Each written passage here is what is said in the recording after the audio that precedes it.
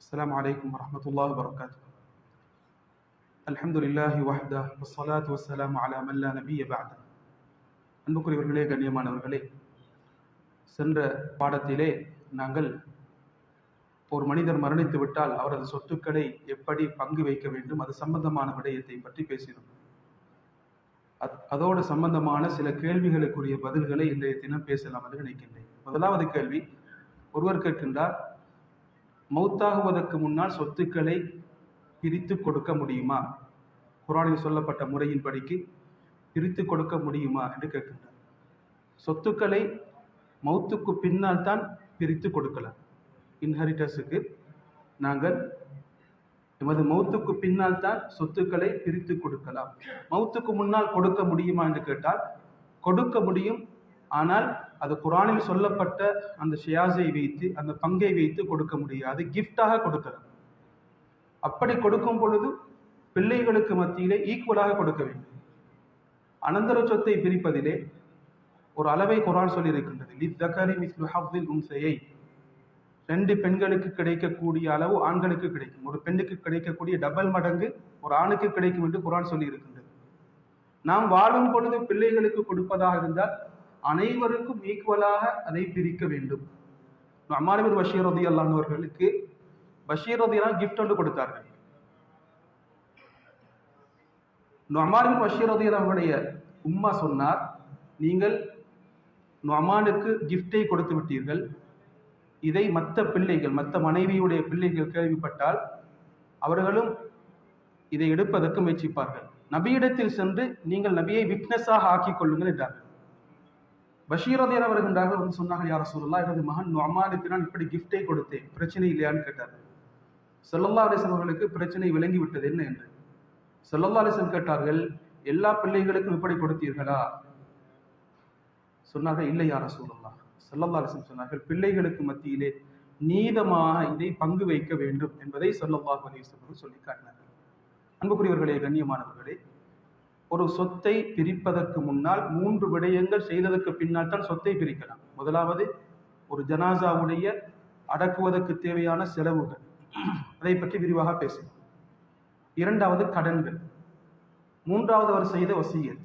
இந்த செலவுகள் அனைத்தும் போனதற்கு பின்னால் தான் எவ்வளவு மிஞ்சி இருக்கின்றதோ அதை வைத்து நமது சொத்துக்களுக்கு சொந்தமான பிள்ளைகள், மனைவி, யார் யாரெல்லாம் இருக்கின்றார்களோ அவர்களுக்கு நாம் கொடுக்க முடியும். இதிலே இன்னும் சில கேள்விகள் வந்திருக்கின்றது, கடன் சம்பந்தமான கேள்விகள். ஒரு மனிதர் மரணித்து விட்டால் அவருக்கு இருக்கக்கூடிய கடன்கள் கட்டாயம் நிறைவேற்றப்பட வேண்டும். கடன்கள் என்று வரும் பொழுது அல்லாஹ்வுக்கு செய்ய வேண்டிய கடன்கள் என்று இருக்கின்றது. இரண்டாவது, மக்களுக்கு செய்ய வேண்டிய கடன்கள் என்று இருக்கின்றது. அல்லாஹ்வுக்கு செய்ய வேண்டிய கடன்கள், அதில் மிக முக்கியமானது, ஒருவர் நோன்பு பிடிக்காமல் மரணித்து விட்டார். அவருக்கு நோன்பு கடமையாக இருக்கும் பொழுது அவர் மௌத்தாகி விட்டார். அவருக்கு நோன்பு பிடிக்க வேண்டுமா என்று கேட்டால், கண்ணியமானவர்களே, அவர் நோயாளியாக இருந்தார், அந்த சந்தர்ப்பத்தில் அவர் நோன்பை விட்டார், அவருக்கு கலா செய்ய முடியுமான சந்தர்ப்பத்தில் அவர் மரணித்தால் அவருக்கு பதிலாக அவரது கார்டியன், அவரது பிள்ளைகள் கட்டாயம் பிடிக்க வேண்டும். அவர் தொடர்ந்து நோயாளியாகவே இருந்தார் என்றால், அவருக்கு கலா செய்வதற்குரிய சந்தர்ப்பம் கிடைக்கவில்லை என்றால் அந்த நோன்பை பிடிக்க வேண்டிய தேவை கிடையாது. இதில் இன்னொரு கேள்வி வந்திருக்கின்றது, ஒருவர் காலம் முழுக்க பாவம் செய்து கொண்டே இருக்கின்றார். அவர் சில நோன்புகளை பிடிக்கின்றார், தொழுவது போன்று சில தொழுகைகளை தொழுகின்றார், சில தொழுகைகளை விடுகின்றார். இதே போன்று சில நோன்புகளை பிடிக்கின்றார், சில நோன்புகளை வேண்டும் என்றே விடுகின்றார். இவருக்கும் நாம் அல்லாஹ்வுடைய நோன்பை பிடிக்க வேண்டுமா என்று கேட்டால் இவருக்கு பிடிக்க வேண்டிய தேவை கிடையாது. யாருக்கு பிடிக்க வேண்டும்? தகுந்த காரணத்துடன் நோன்பு தப்பி போனவர்களுக்குத்தான் நோன்பை அவரது பிள்ளைகள் அல்லது வேறு யாராவது பிடிக்க வேண்டும் என்பதை உலமாக்கள் சொல்லி காட்டி இருக்கின்றார்கள். நோய் அல்லது பயணம், அல்லது ஒரு பெண் கர்ப்பிணியாக பிரெக்னென்ட்டாக இருந்தார், தனது பிள்ளைக்கு பயந்து அவர் நோன்பை விட்டார், அல்லது பாலூட்டக்கூடிய தாய்மார்கள் இருக்கின்றார்கள்.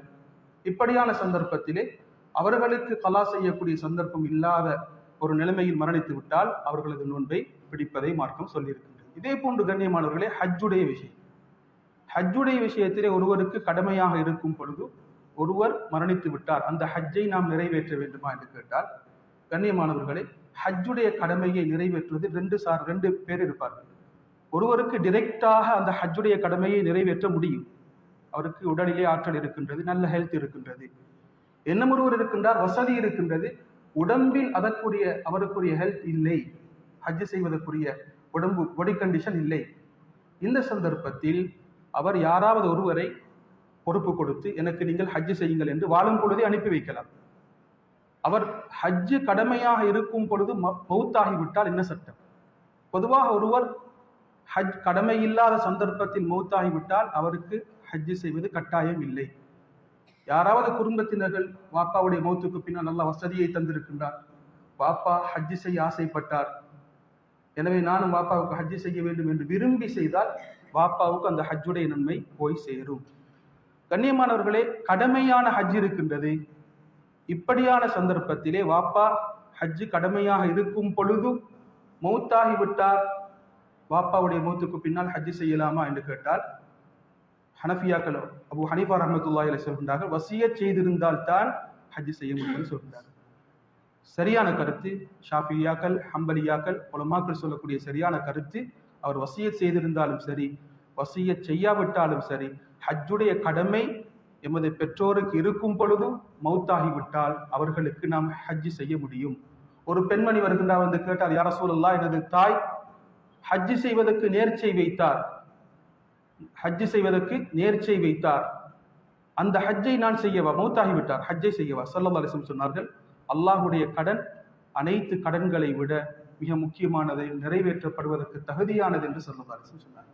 அடியார்களுக்கு செய்ய வேண்டிய கடன்கள், இந்த கடன்களை மார்க்கம் சொல்கின்றது 3 விடயங்கள் மூலமாக உறுதிப்படுத்துங்கள் என்று குர்ஆனில் அல்லாஹ் 1.5 பக்கம் அளவு சொல்லியிருக்கிறார். 1.5 பேஜ் அளவுக்கு அல்லாஹ் தஆலா சொல்லியிருக்கிறார். முதலாவது, எழுத்தில் வைத்துக் கொள்ள வேண்டும்.